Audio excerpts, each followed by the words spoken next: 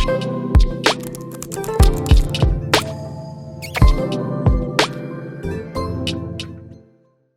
जी, next कुछ technical points हैं MCQs के हवाले से। पहली चीज़, अरिथमेटिक मीन और ज्योमेट्रिक मीन, इनके दरमियान रिलेशनशिप क्या है कि अरिथमेटिक मीन पॉजिटिव नंबर्स के लिए हमेशा ज्योमेट्रिक मीन से क्या होगी, ग्रेटर होगी। यहाँ पे एक नोट लिखा हुआ है कि अगर ए और जी हमारे पास अरिथमेटिक मीन और ज्योमेट्रिक मीन है, किसके लिए, दो वैल्यूज़ हैं ए और बी, कोई भी दो रियल नंबर्स हो सकते हैं, देन इनके दरमियान एक क्वाड्रेटिक इक्वेशन डेवलप की जाती है। अब ये टेक्निकल चीज़ बुक के अंदर अवेलेबल नहीं है, ये आपने एंट्री टेस्ट के लिए इन बातों का खास ख्याल रखना है।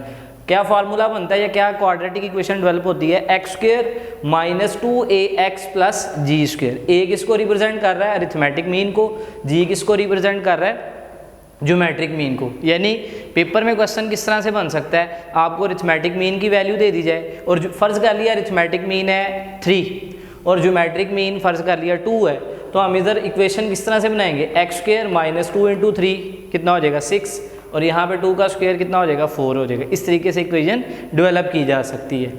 नेक्स्ट क्या है, if pth qth and rth terms are in geometric progression. ये वैल्यूज़ हैं, ये नंबर ऑफ टर्म्स हैं, ये किसका हिस्सा है जी, ज्योमेट्रिक प्रोग्रेशन का हिस्सा है।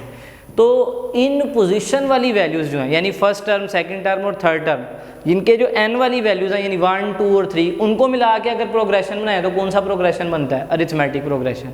कि फ़र्ज़ कर लिया जाए, आपको मेंशन करते हैं हम कि भाई 7th 8th और 9th टर्म किसी प्रोग्रेशन की, वो किसका हिस्सा है, ज्योमेट्रिक प्रोग्रेशन का।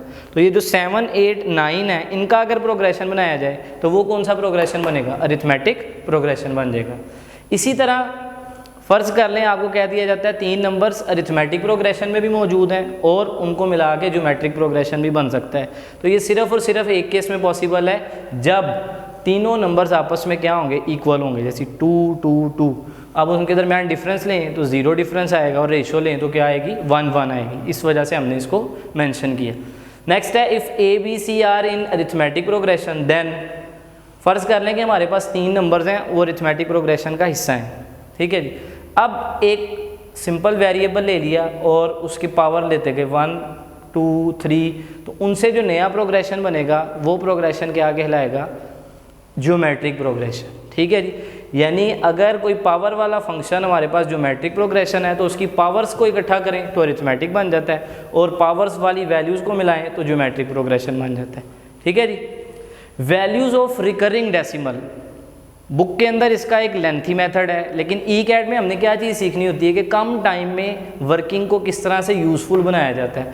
अब रिकरिंग डेसिमल के 2-3 तरह के केस हैं। एक केस तो ये है कि अगर पॉइंट के बाद एक डिजिट जो है, सिंगल डिजिट, वो रिपीट होता है।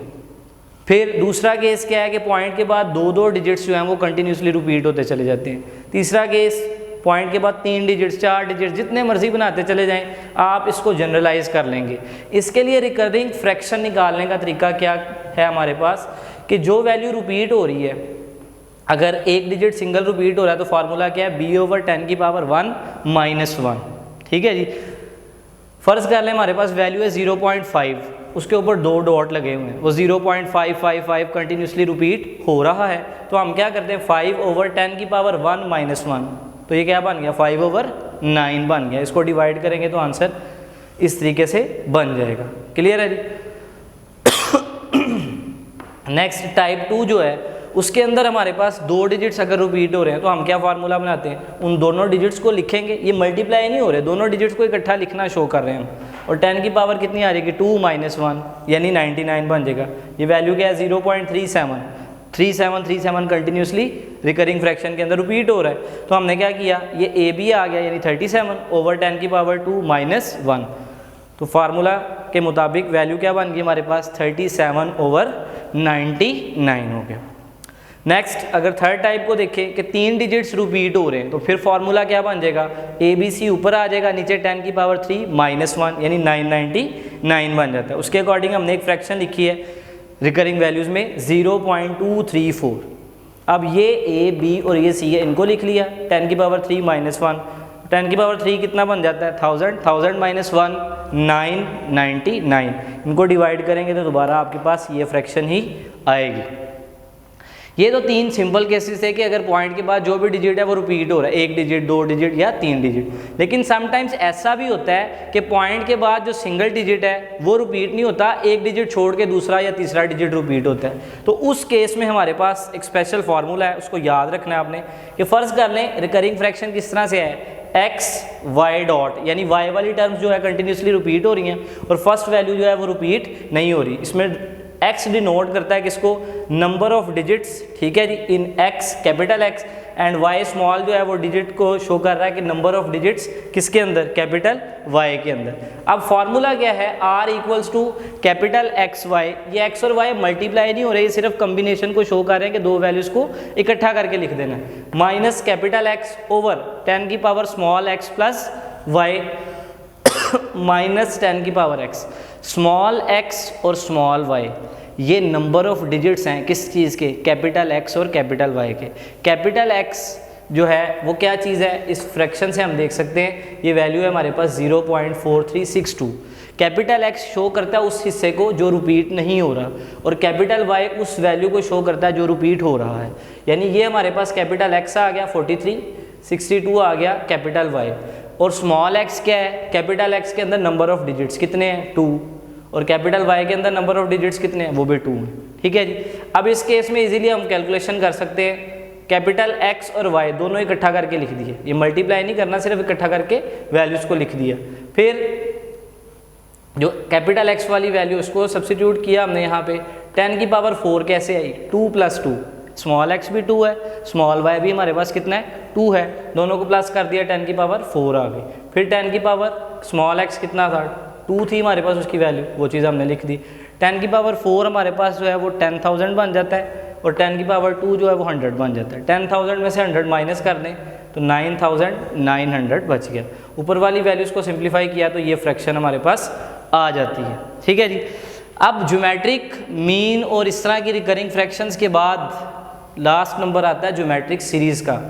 जिस तरह अरिथमेटिक सीरीज़ में हमने पढ़ा कि अरिथमेटिक प्रोग्रेशन की टर्म्स को सम अप करना शुरू कर दिया जाए तो हमारे पास जो सीरीज़ बनती है वो अरिथमेटिक सीरीज़ है। इसी तरह ज्योमेट्रिक सीरीज़ क्या है कि अगर हम ज्योमेट्रिक प्रोग्रेशन की टर्म्स को सम करना शुरू कर दें तो बनने वाली सीरीज़ क्या बन जाती है, ज्योमेट्रिक सीरीज़। ज्योमेट्रिक सीरीज़ के अंदर दो तरह के केसेस हैं कि फाइनाइट ज्योमेट्रिक सीरीज़ भी होती है और इनफाइनाइट ज्योमेट्रिक सीरीज़ भी होती है। अगर हमारे पास फाइनाइट नंबर ऑफ टर्म्स हैं ज्योमेट्रिक सीरीज़ के अंदर तो उसके दो तरह के फार्मूलाज हैं n टर्म्स तक सम कैलकुलेट करने का। पहला फार्मूला लिखा हुआ है Sn equals to a1 into 1 minus Rn over 1 minus R। ये फार्मूला तब इस्तेमाल किया जाता है जब आपकी जो कॉमन रेशो है उसकी वैल्यू लेस देन 1 होगी, लेस देन 1 होगी। यही फार्मूला सीरीज़ के कन्वर्जेंट होने का भी प्रूफ है। कन्वर्ज कब होती चीज़, जब वैल्यू इकट्ठी करते जाए, कम करते जाए, छोटी होती जाए चीज़। अब जैसे ये चीज़ है ना, इसको मैंने इकट्ठा करना है, इकट्ठा करने का मतलब क्या है कि इसको पहले ज़्यादा जगह पर था, अब इसको कम कर दिया। जिस तरह हम 1 बाय 1 चैप्टर्स पढ़ रहे हैं तो कन्वर्ज करके पढ़ा जा रहा है कि एक चैप्टर हम पहले 20-20 दिन में पढ़ते थे, अब उसको एक लेक्चर के अंदर वाइंड अप किया जा रहा है। तो यही चीज़ कन्वर्जेंसी को शो करती है। इसमें ये होता है कि अगर आपकी R की वैल्यू 1 से लेस है तो उस केस में जब आप यहाँ पे वैल्यू पुट करेंगे, ये वैल्यू 1 से लेस है, पावर लेने से वो मज़ीद रिड्यूस होती चली जाती है। तो जितनी रिडक्शन होगी उतनी सीरीज़ क्या होती जाएगी, कन्वर्जेंट। तो ये भी ख्याल रखना है कि ये फार्मूला सीरीज़ के कन्वर्जेंट होने को शो करता है। अगर R की वैल्यू 1 से ग्रेटर या 1 के इक्वल हो तो फिर फार्मूला क्या है, a1 Rn-1 over R-1। R यहाँ पे या तो 1 से बड़ा होगा या 1 के इक्वल होगा। इस केस में क्या होता है, जब R 1 से बड़ा होगा, जैसे 2 है, 3 है, 4 है, और जब पावर लेंगे, पावर लेने से वो वैल्यू मज़ीद एक्सपैंड करेगी, बड़ी होती जाएगी। तो उस केस में हम वर्ड यूज़ करते हैं डाइवर्जेंट का। ठीक हो गया। Next, infinite geometric series. Infinite geometric series का कॉन्सेप्ट किससे आया हुआ है, कन्वर्जेंसी से आया हुआ है कि वैल्यूज़ को रिड्यूस करते जाए, पावर जो है वो कम होती जाए। पहले भी डिस्कस हो चुकी है कि अगर हमारे पास किसी कांस्टेंट नंबर की पावर इस तरह से चल रही है, x1, x2, x3, ये सारे का सारा किस में है, ज्योमेट्रिक प्रोग्रेशन में, तो जो उनकी पावर्स हैं वो किस में होंगी, अरिथमेटिक प्रोग्रेशन में। यानी एक चीज़ को एक्सप्लेन करने के दो मुख्तलिफ अंदाज हैं। पहले भी डिस्कशन आई, अब ये डिस्कशन थोड़ी सी चेंज होगी। नेक्स्ट है कि अगर हमारे पास ज्योमेट्रिक प्रोग्रेशन में नंबर ऑफ टर्म्स क्या हैं, ओड, यानी 3 टर्म्स हैं, 5 टर्म्स हैं, 7 टर्म्स हैं, तो उस केस में हम उन टर्म्स का जब प्रोडक्ट निकालना हो तो उसके लिए एक छोटा सा फार्मूला है। ये फार्मूला बुक के अंदर अवेलेबल नहीं है, MCQs की मदद के लिए आपको ये मेंशन कर रहा हूँ कि अगर आपके पास 3, 5 या 7 टर्म्स हैं किसकी, ज्योमेट्रिक प्रोग्रेशन की, और आपने उन टर्म्स का प्रोडक्ट निकालना है, तो पेपर में कैलकुलेटर नहीं अलाउ ना, तो उस केस में आप क्या करते हैं, जो मिडिल टर्म है उसकी पावर ले लेते हैं, कितनी, n क्या है, total number of terms. For example you have given 5 terms in geometric progression, इसकी मिडिल टर्म क्या है, 4 लिख लिया, और 4 की पावर कितनी आ गई, 5, 4 की पावर 5 यानी ये 2 की पावर 2 बनती है, 2 की पावर 2 इंटू 5 टोटल कितना हो जाएगा, 2 की पावर 10, 2 की पावर 10 पे आंसर कितना आ जाता है, 1024 आ जाता है।